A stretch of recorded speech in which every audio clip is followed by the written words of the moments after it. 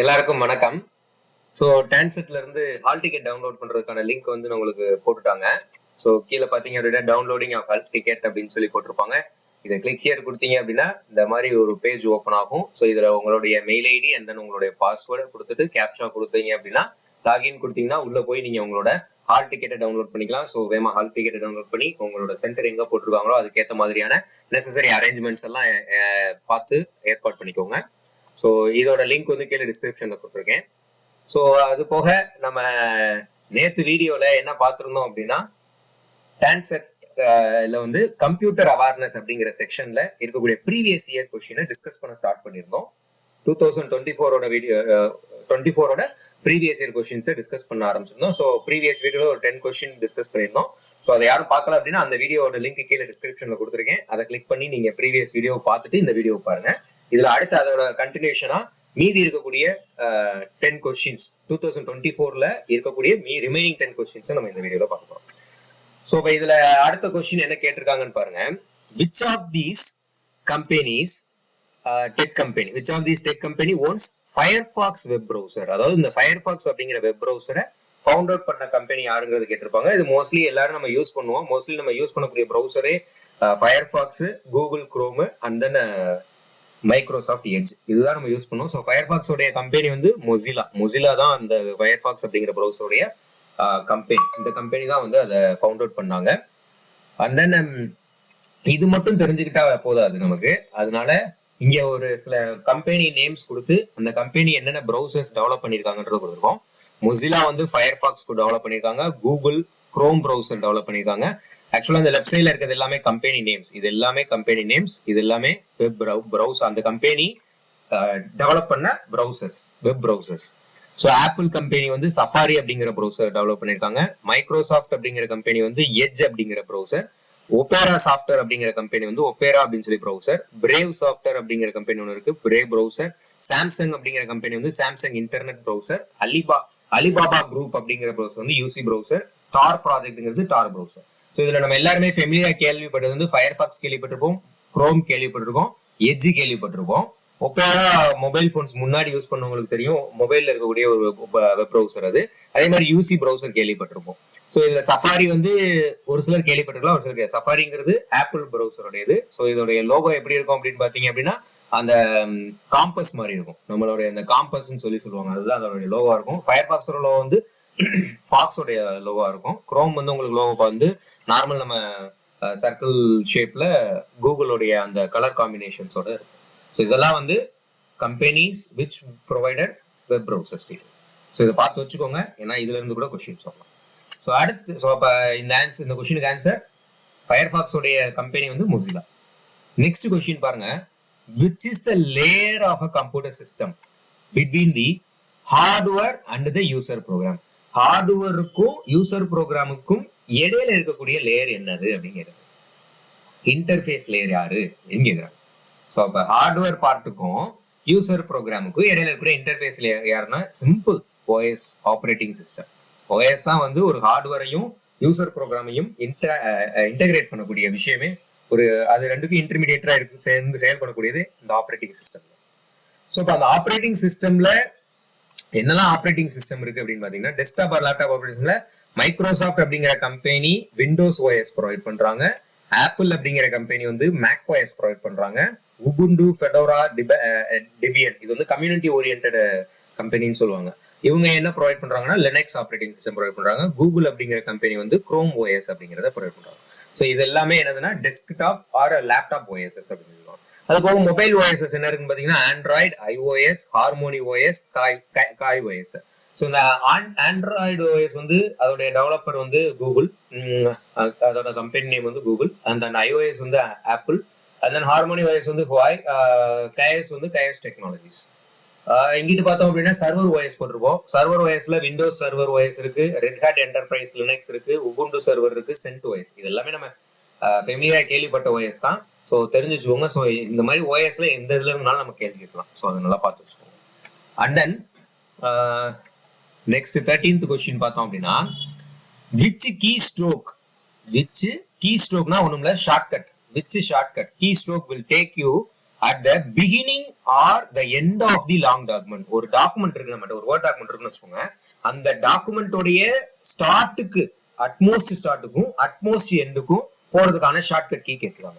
So அந்த டாக்குமெண்டோட utmost ஸ்டார்ட்டுக்கு போறதுக்கு யாருன்னா கண்ட்ரோல் பிளஸ் ஹோம். பேஜோட டாப் இருக்கிறதுல இந்த டாக்குமெண்டோட டாப்புக்கு போறதுக்கு control plus home. And then control plus end வந்து இருக்கிறதுலே பாட்டம்க்கு வருது. ஸோ ஆப்ஷன் சி தான் இதோட ஆன்சர். சோ நம்ம தப்பா என்ன போட்டக்கூடாதுன்னா control plus page up control plus page down போட்டக்கூடாது. ஆக்சுவலா கண்ட்ரோல் பிளஸ் பேஜ் அப்பும் பேஜ் டவுன் எப்படி சொல்லலாம், கொஞ்சம் page up control plus page up click பண்ணீங்கன்னா கொஞ்சம் கொஞ்சம் மேல போகுமே தவிர ஒரே இதா போகாது. சோ அவங்க கேட்கறது என்னன்னா keystroke take at the beginning or end of the document. ஒன்னு பிகினிங்ல இருக்கணும் இல்ல எண்ட். பிகினிங்க்கு போறதுக்கு கண்ட்ரோல் பிளஸ் ஹோம், எங்க இருந்தாலும் பிகினிங் போறதுக்கு, எண்டுக்கு வர்றதுக்கு கண்ட்ரோல் பிளஸ் எண்ட். சரியா? சோ இத வச்சு ஒரு ஷார்ட்கட் கீஸ் எல்லாம் என்னங்கறத பாத்துக்கலாம். ஜெனரல் ஷார்ட்கட் கீஸ் உங்களுக்கு தெரியும். கண்ட்ரோல் பிளஸ் சிங்கிறது copy, control plus X cut, and then control plus v paste, control plus z ங்கிறது undo, control plus y which is redo. undo அப்படிங்கிறது நம்ம பண்ண ஆபரேஷனை திரும்ப ரெக்கவர் பண்ணி கொண்டு வருது. redoங்கிறது அதாவது ரிவர்ஸ்ல போறது. சோ undoங்கிறது ரிவர்ஸ்ல போறது, redoங்கிறது ஃப்ரண்ட்ல போறது. இதுதான் control plus z and control plus y. control plus a வந்து select all, control plus s save அப்படின்னு சொல்லுவாங்க. control plus p வந்து to open the print dialog box, and control plus f which is used to find the word in a document, which is used to open the find dialog box. So இதெல்லாம் general shortcuts. இதுல விண்டோஸ்ல இருக்கக்கூடிய shortcuts என்னன்னு பாத்தீங்க அப்படின்னா, இது win அப்படிங்கிறது போட்டுக்கிறதுனா Windows கீன்னு அர்த்தம். நம்ம கீபோர்ட்ல விண்டோஸ் கீ இருக்கும். ஸோ அந்த விண்டோஸ் கீ பிளஸ் டி கொடுத்தோம் அப்படின்னா டெஸ்க்டாப்பை ஷோ பண்ணும். விண்டோஸ் கீ பிளஸ் எல் கொடுத்தோம்னா லாக் ஸ்கிரீனுக்கு போயிடும். விண்டோஸ் கீ பிளஸ் டேப் போட்டோம்னா டாஸ்க் வியூ, அந்த டாஸ்க் வியூ வரும். which means Windows P plus tab போட்டோம்னா டாஸ்க் வியூ வரும். Alt plus tab போட்டோம்னா இப்ப 4-5 ஆப் ஓபன் பண்ணி வச்சிருக்கீங்க உங்க லேப்டாப்ல அப்படின்னா அந்த 4-5 ஆப்ல ஒவ்வொரு ஆப்புக்கும் ஸ்விட்ச் ஓவர் ஆகிறதுக்காக இந்த Alt plus tab அப்படிங்கிற கீ வந்து யூஸ் ஆகும். Control plus Shift plus Escape அப்படிங்கிறது டாஸ்க் மேனேஜரை ஓபன் பண்றதுக்காக யூஸ் ஆகும். and then Windows key plus R வந்து ரன் டயலாக் பாக்ஸ் ஓபன் பண்றதுக்காக யூஸ் ஆகும். நெக்ஸ்ட் பாத்தீங்க அப்படின்னா ஃபங்க்ஷன் கீஸ். F1 ல இருந்து F12 வரைக்கும் நம்ம கீபோர்ட்ல இருக்கும். இந்த ஃபங்க்ஷன் கீஸ் ஒவ்வொன்றுக்கும் என்ன அர்த்தங்கிறத நம்ம இங்க காமிச்சிருவோம். சோ F1 அப்படிங்கிறது ஹெல்ப் டயலாக் பாக்ஸ் ஓபன் பண்றதுக்காக, F2ங்கிறது ஒரு ஃபோல்டரையோ இல்ல ஒரு ஃபைலோடையோ நேமை ரீநேம் பண்றதுக்காக யூஸ் பண்ணக்கூடிய ஷார்ட்கட் தான். நீங்க ஒரு ஃபோல்டர், இப்ப ஏதாவது ஒரு ஃபோல்டர் நீங்க நேம் மாத்தணும்னு நினைச்சீங்கன்னா அந்த ஃபோல்டர் செலக்ட் பண்ணிட்டு F2 பிரஸ் பண்ணீங்கன்னா ரீநேம் அப்படிங்கிறது. அடுத்து F3 சர்ச் பண்றதுக்கு, F4 வந்து ஃபைல் எக்ஸ்ப்ளோரரோடைய அட்ரஸ் பார் ஓபன் பண்றதுக்கு. எக்ஸாம்பிளுக்கு ஃபைல் எக்ஸ்ப்ளோரர் அப்படிங்கிறது என்னது அப்படின்னா, இந்த பாருங்க ஒரு நிமிஷம் நான் காமிச்சேன். சோ இப்ப இது வந்து ஃபைல் எக்ஸ்ப்ளோரர். ஆக்சுவலா இதுதான் இப்ப நம்ம எடுத்தோடனே விண்டோஸ் இ அப்படின்னு போடுறோம்ல, எடுத்தோட ஓபன் பண்ணோடனே வர்றதுதான் ஃபைல் எக்ஸ்ப்ளோரர் அப்படின்னு சொல்லி சொல்லுவாங்க. சரி, இதுல இருக்கக்கூடிய இந்த அட்ரஸ் பார், இதுதான் அட்ரஸ் பார். இந்த அட்ரஸ் பாரை தான் அட்ரஸ் பாருக்கு போறதுக்கு தான் இந்த F4 அப்படிங்கிற கீ வந்து யூஸ் ஆகும். ஓகேவா? சோ நெக்ஸ்ட் F5 வந்து ரெஃப்ரெஷ் பண்றதுக்காக, F6 வந்து கர்சரை வந்து அட்ரஸ் பிரவுசர்ல இருக்கக்கூடிய அட்ரஸ் பாருக்கு போறதுக்கு F6 யூஸ் ஆகும். F7 வந்து வேர்ட் டாக்குமெண்ட்ல ஸ்பெல் செக் யூஸ் பண்ணுவாங்க. F8 வந்து பூட் மெனு ஓபன் பண்றதுக்காக, விண்டோஸ்ல பூட் மெனு ஓபன் பண்றதுக்காக. F9 வந்து மைக்ரோசாஃப்ட் ஆஃபீஸ் வேர்ட்ல டாக்குமெண்ட்டை ரெஃப்ரெஷ் பண்றதுக்காக. F10ங்கிறது மெனு பார், ஏதாவது அப்ளிகேஷன் ஓபன் ஆயிருக்குன்னா அதோட மெனு பாரை ஆக்டிவேட் பண்றதுக்காக F10. அண்ட் தென் F11ங்கிறது பிரவுசர்ல ஃபுல் ஸ்கிரீன் மோட் போடுறது. ஒரு பிரவுசர் இருக்கு, அந்த பிரவுசர் யூஸ் பண்ணிட்டீங்க, அந்த பிரவுசர் வந்து ஃபுல் ஸ்கிரீன் மோடுக்கு போகணும் அப்படின்னா F11 அப்படின்னு சொல்லுவாங்க. F12 அப்படிங்கிறது ஓபன் டெவலப்பர் டூல்ஸ் இன் குரோம். ஒரு குரோம் பிரவுசரோ ஃபயர்பாக்ஸ் டெவலப்பரோ அதுல டெவலப்பர் டூல்னு ஒரு மெனு இருக்கும், அதை ஓபன் பண்றதுக்கு இந்த F12 அப்படிங்கிறது யூஸ் ஆகும்.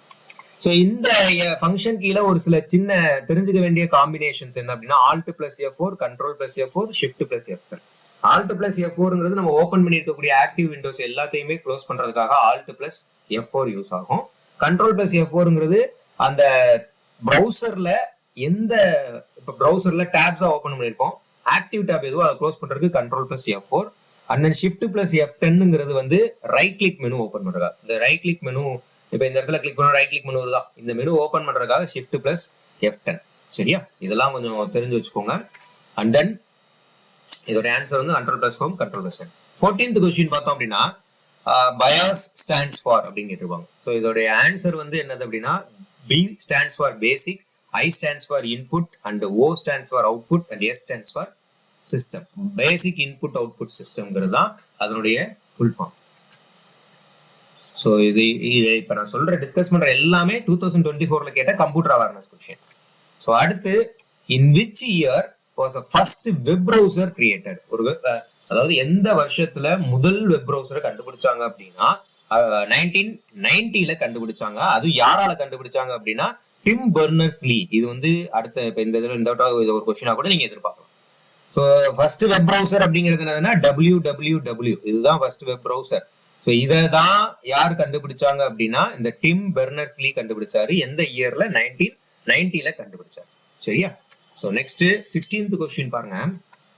Quotes consisting of bars or lines அப்படின்னா என்னன்னா, கோட்ஸ் கன்சிஸ்டிங் ஆஃப் பார்ஸ் லைன்ஸ்னா இப்படி இந்த மாதிரி லைனா இருக்கக்கூடிய கோட தான் பார்ஸ் ஆர் லைன்ஸ் சொல்றாங்க. அந்த லைன் எப்படி இருக்குன்னு இருக்காங்க, வேரியிங் வித் ஆர் லென்த் அப்படின்னா என்ன அர்த்தம்னா, ஒரு லைன் சிறுசா இருக்கும், ஒரு லைன் பெருசா இருக்கும், ஒரு லைன் ஸ்மாலா இருக்கும், இந்த மாதிரி இதுதான் வேரியிங் வித் அப்படின்னு சொல்லி சொல்றது. தட் ஆர் கம்ப்யூட்டர் ரீடபிள் அப்படின்னு ஒரு வார்த்தை கொடுத்துருக்காங்க. அதாவது இப்படி இருக்கக்கூடிய ஒரு பார்ஸா இல்ல லைன்ஸா இருக்கும், வேரிங், அதாவது வித் ஹைட் வேரிடு உள்ள லைன்ஸ் வந்து கம்ப்யூட்டர் ரீடபிளா இருந்துச்சுன்னா அது என்னன்னு கேட்டிருக்காங்க. அது ஆக்சுவலா பார் கோட் அப்படிங்கிறது ஆன்சர். சோ இதுல வந்து ASCII அப்படிங்கிறது என்னது அப்படின்னா, ஆக்சுவலா ASCII அப்படிங்கிறது என்னது அப்படின்னா American standard code for information interchange அப்படின்னு சொல்லி சொல்லுவோம். இது வந்து கம்ப்யூட்டர்ல ஒவ்வொரு லெட்டர்ஸ்க்கு ஒரு கோட் இருக்கும், ஸ்பெஷல்ஸ். இப்போ எக்ஸாம்பிளுக்கு ஏங்கிற ஒரு கேரக்டருக்கு ஒரு கோட் இருக்கும், 65 சம்திங் இந்த மாதிரி ஒரு கோட் இருக்கும். அந்த கோட் ரெப்ரசன்டேஷன் தான் ASCII கோட் அப்படின்னு சொல்லி சொல்லுவாங்க. American standard code for information interchange அப்படிங்கிற. ஸோ அதுக்கும் இதுக்கும் சம்மந்தம் கிடையாது. ஸோ பார் கோட் தான் இதோடைய இது. அண்ட் தென் மேக்னெட்டிக் டேப் அப்படிங்கிறது ஒரு டிவைஸ், அது ஸ்டோரேஜ் டிவைஸ். ஸோ லைட் பென்னுங்கிறது ஆக்சுவலா ஒரு இன்புட் டிவைஸ், லைட் பென் அப்படிங்கிறது. ஸோ அப்ப இதுக்கும் சம்மந்தம் கிடையாது. ஸோ அதுக்கு ஆன்சர் வந்து பார் கோட். நெக்ஸ்ட் வந்து பாத்தீங்க அப்படின்னா, what is the limit of characters? பாத்தீங்களா இந்த கொஸ்டின்ல எவ்வளவு இதா இருக்கும், இதெல்லாம் recent answer. So limit of characters for a tweet on Twitter. ட்விட்டர்ல ட்வீட் பண்றதுக்கு லிமிட் என்ன, கேரக்டர்ஸ் லிமிட் என்ன அப்படின்னு கேட்டுருப்பாங்க. ஸோ இதோட ஆன்சர் வந்து 280. ஆக்சுவலி இந்த 280ங்கிறது ஃபார் ஜெனரல் யூசர்ஸ். ஜெனரல் யூசர்ஸ்னா இப்ப நம்ம எல்லாருமே ஜெனரல் யூசர்ஸ் தான். ஸோ அவங்களுக்கு லிமிட் வந்து 280. சரியா? ஸோ இங்க அவங்க எதுவும் மென்ஷன் பண்ணலைங்கிறனால இந்த ஆப்ஷனுக்கு ஏற்ற மாதிரி நம்ம சூஸ் பண்ணிட்டோம். அதுவே ட்விட்டர்ல ப்ளூ சப்ஸ்கிரைபர்ஸ் இருப்பாங்க. அந்த ப்ளூ சப்ஸ்கிரைபருக்கு எவ்வளவு கேரக்டர்ஸ் லிமிட்னா 4000 கேரக்டர்ஸ் லிமிட் இருக்கும். அதுவே எக்ஸ் பிரீமியம் பிளஸ் யூசர்ஸ் இருந்தாங்கன்னா 25,000 கேரக்டர்ஸ். ஸோ இதை தெரிஞ்சு வச்சுக்கணும். ஸோ இவங்க இங்க கேட்டிருக்கிறது limit of characters for tweet on ட்விட்டர்னு நார்மலா கேட்டிருக்காங்க. ஸோ ரெகுலர் யூசருக்கு ஆன்சர் நம்ம போட்டோம். ரெகுலர் யூசருக்கு 280 தான். ரெகுலர் யூசருக்கு நீங்க இதை ரெஃபர் கூட பண்ணி பாத்துக்கலாம். ரெகுலர் யூசருக்கு 280 தான் லிமிட். அதுவே ட்விட்டர் ப்ளூ சப்ஸ்கிரைபரா இருந்தாங்கன்னா 4000 கேரக்டர், எக்ஸ் பிரீமியம் பிளஸ் யூசரா இருந்தாங்கன்னா 25,000 கேரக்டர்ஸ். சரியா? ஸோ அடுத்து 18th கொஸ்டின் பாருங்க. த address given to each computer on the internet. அதாவது ஒரு இன்டர்நெட்ல கனெக்ட் ஆயிருக்கக்கூடிய ஒவ்வொரு கம்ப்யூட்டருக்கும் ஒரு அட்ரஸ் கொடுத்திருப்பாங்க. அந்த அட்ரஸ்க்கு பேர் என்ன அப்படின்னு கேட்கறாங்க. ஸோ அந்த அட்ரஸ்க்கு பேர் என்னதுன்னா IP address, internet protocol address அப்படின்னு சொல்லி சொல்லுவாங்க. இன்டர்நெட்ல கனெக்ட் ஆயிருக்கக்கூடிய ஒவ்வொரு சிஸ்டத்துக்கும் கொடுக்கக்கூடிய அட்ரஸ்க்கு பேர் தான் ஐபி அட்ரஸ். அப்ப அதே மாதிரி இன்னொரு அட்ரஸ் இருக்கு. என்ன அட்ரஸ் அப்படின்னா மேக் அட்ரஸ் அப்படின்னு சொல்லி ஒரு அட்ரஸ் இருக்கு. Media access control. இதோட ஃபுல் ஃபார்ம் என்னன்னா மீடியா அக்சஸ் கண்ட்ரோல். எப்படி ஐபிக்கு இன்டர்நெட் புரோட்டோகால்னு சொல்றோமோ, மேக்கு வந்து மீடியா அக்சஸ் கண்ட்ரோல் அப்படின்னு சொல்லி சொல்லுவாங்க. இந்த மேக் அட்ரஸ் அப்படிங்கிறது என்னதுன்னா மிஷின் அட்ரஸ், பிசிக்கல் அட்ரஸ். சரியா? இதுதான் என்னதுன்னா மிஷின் அட்ரஸ். அதாவது ஒரு டிவைஸுக்கு இருக்கக்கூடிய இந்த அட்ரஸ் இன்னொரு டிவைஸுக்கு இருக்காது. அதுதான் மிஷின் அட்ரஸ் அப்படின்னு சொல்லி சொல்லுவாங்க. ஒரு டிவைஸுக்கு இருக்கக்கூடிய அட்ரஸ் இன்னொரு டிவைஸுக்கு இருக்கு. Unique address. இது வந்து என்னதுன்னா யூனிக் அட்ரஸ். பிசிக்கல் அட்ரஸ்ன்னு சொல்லலாம், மிஷின் அட்ரஸ்ன்னு சொல்லலாம், மெசேஜ் ஆத்தென்டிகேஷன் கோட். இது ஆக்சுவலா மேக் அட்ரஸ்ங்கிறது யூனிக் அட்ரஸ். ஒரு சிஸ்டத்துக்கு இருந்துச்சு, ஒரு டிவைஸுக்கு இருந்துச்சுன்னா அது இன்னொரு டிவைஸுக்கு இருக்காது, சேமா இருக்காது. ஒரு டிவைஸுக்கு ஒரு மேக் அட்ரஸ்னா இன்னொரு டிவைஸுக்கு வேற மேக் அட்ரஸ் தான். இதுக்கு நம்ம இன்னும் எக்ஸாம்பிளா சொல்லணும்னா, நம்ம போன்ல ஒவ்வொருத்தருக்கும் IMEI நம்பர்னு ஒன்று இருக்கும். அது வந்து ஒரு போன்ல இருக்கிற நம்பர் இன்னொரு போனுக்கு இருக்காது, இன்னொரு மொபைல் போனுக்கு இருக்காது, ஸ்மார்ட் போனுக்கு இருக்காது. அதான் இங்க வந்து ஒரு சிஸ்டமுக்கு இருக்கக்கூடிய அட்ரஸ் மேக் அட்ரஸ் சொல்லுவாங்க. யூனிக் அட்ரஸ் தான் மேக் அட்ரஸ் அப்படின்னு சொல்லுவாங்க. ஐபி அட்ரஸ் வந்து சேமா இருக்க வாய்ப்பு இருக்கும், ஆனா மேக் அட்ரஸ் வந்து சேமா இருக்காது. ஐபி அட்ரஸ் சேஞ்சபிளா இருக்கும், மேக் அட்ரஸ் சேஞ்ச் ஆகாது. அதுவும் நல்லா பார்த்து வச்சுக்கணும். அதே மாதிரி மேக் அட்ரஸோடைய லென்த் பாத்தீங்க அப்படின்னா 12 பிட் ஹெக்ஸாடெசிமல், 12 டிஜிட் ஹெக்ஸாடெசிமல் டிஜிட்டா தான் இருக்கும். இது 12 டிஜிட்ல இருக்கும். மேக் அட்ரஸோடைய லென்த் வந்து 12 டிஜிட் ஹெக்ஸாடெசிமல் அப்படின்னு. இந்த ஐபி அட்ரஸ்லயுமே 2 டைப் இருக்கு. IPv4 அப்படின்னு சொல்லி ஒன்னு இருக்கு, இன்னொன்னு வந்து IPv6 version, IPv4 and then IPv6, internet protocol version 4 and internet protocol version 6. இது ரெண்டையும் தெரிஞ்சு வச்சுக்கோ. இந்த ஐபில ரெண்டு இருக்கு, IPv4 IPv6. IPv4ங்கிறது 32 பிட் அட்ரஸ், IPv6ங்கிறது 128 பிட் அட்ரஸ். சரி, அதனால தெரிஞ்சு வச்சுக்கோங்க. IPv4 consists of 32 bit address, IPv6 consists of 128 bit address அப்படிங்கறத தெரிஞ்சு வச்சுக்கோங்க. So next question பாத்தீங்க அப்படின்னா, a compiler is used to translate a program written in. பொதுவா ப்ரோக்ராமிங் லாங்குவேஜ்ல கம்பைலருடைய வேலை என்ன அப்படிங்கறது தான் இங்க கேட்டிருக்காங்க. கம்பைலரோட வேலை என்ன? எந்த லெவல்ல எழுதின ப்ரோக்ராமிங் லாங்குவேஜை டிரான்ஸ்லேட் பண்றதுக்கு யூஸ் ஆகுது. ஹை லெவல் லாங்குவேஜ்ல எழுதின ப்ரோக்ராமை டிரான்ஸ்லேட் பண்றதுக்கு தான் கம்பைலர் யூஸ் ஆகுது. உங்க கொஸ்டின் எப்படி கேட்டிருக்காங்க பாருங்க. Compiler is used to translate a program written in which language, அதான் கேள்வி. சரியா? எந்த லாங்குவேஜ்ல எழுதின ப்ரோக்ராமை, எந்த லாங்குவேஜ்ல, அதாவது லோ லெவல் லாங்குவேஜ் இருக்கு, அசம்பிளி லெவல் லாங்குவேஜ் இருக்கு, ஹை லெவல் லாங்குவேஜ் இருக்கு. சோ இந்த 3 லாங்குவேஜ்ல எந்த லாங்குவேஜ்ல எழுதின ப்ரோக்ராமை டிரான்ஸ்லேட் பண்றதுக்கு கம்பைலர் யூஸ் ஆகுது. ஹை லெவல்ல எழுதுனது, அதாவது C, C++, ஜாவா இதுல எழுதிருப்போம் பாத்தீங்களா, அதான் ஹை லெவல் லாங்குவேஜஸ். சோ இந்த மாதிரி இதுல எழுதின ப்ரோக்ராமை நம்ம டிரான்ஸ்லேட் பண்றதுக்கு அசம்பிளி லாங்குவேஜாவோ மிஷின் லெவல் லாங்குவேஜாவோ டிரான்ஸ்லேட் பண்றது தான் இந்த கம்பைலர் அப்படிங்கிறது யூஸ் ஆகுது. ஓகேவா? சோ நெக்ஸ்ட் பாத்தீங்க அப்படின்னா இது வந்து லாஸ்ட் 20th கொஸ்டின். சோ டோட்டலா இந்த கம்ப்யூட்டர் அவேர்னஸ் செக்ஷன்ல 20 கொஸ்டின்ஸ் கேட்பாங்க. சோ அதை தான் நம்ம டிஸ்கஸ் பண்ணிருக்கோம். போன வீடியோல ஒரு 10 கொஸ்டின் டிஸ்கஸ் பண்ணோம், இந்த வீடியோல ஒரு 10 கொஸ்டின்ஸ் டிஸ்கஸ் பண்ணிருக்கோம்.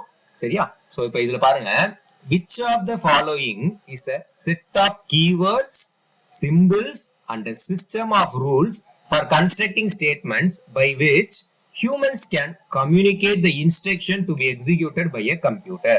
இது சிம்பிளான கொஸ்டின். ஆனா அதை எப்படி கேட்டிருக்காங்க அப்படின்னா, முதல் செட் ஆஃப் கீவேர்ட், சிம்பிள்ஸ் இதெல்லாம் சேர்ந்தது என்னன்னா டோக்கன்ஸ் சொல்லுவோம். நம்ம ப்ரோக்ராம்ல நம்ம படிக்கக்கூடிய எந்த ஒரு ப்ரோக்ராம்லயும் set of keyword, symbols and system rules எல்லாம் என்னன்னு சொல்லுவோம்னா டோக்கன்ஸ் சொல்லுவோம். சோ இதை அவங்க ஸ்பிளிட் பண்ணி கொடுத்துட்டு இதெல்லாம் வச்சு ஒரு ஸ்டேட்மெண்ட் கன்ஸ்ட்ரக்ட் பண்றாங்க. அந்த ஸ்டேட்மெண்ட்டை வச்சு அவங்க என்ன பண்றாங்க, ஒரு இன்ஸ்ட்ரக்ஷனை எக்ஸிக்யூட் பண்றாங்க கம்ப்யூட்டர்ல.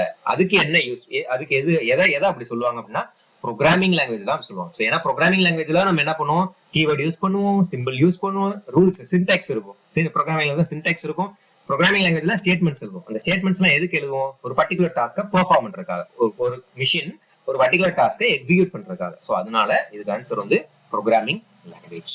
சரியா? சோ இந்த 20 கொஸ்டின்ஸ் 2024ல கேட்ட 20 கம்ப்யூட்டர் அவேர்னஸ் கொஸ்டின் அப்படி நம்ம டிஸ்கஸ் பண்ணிருக்கோம்.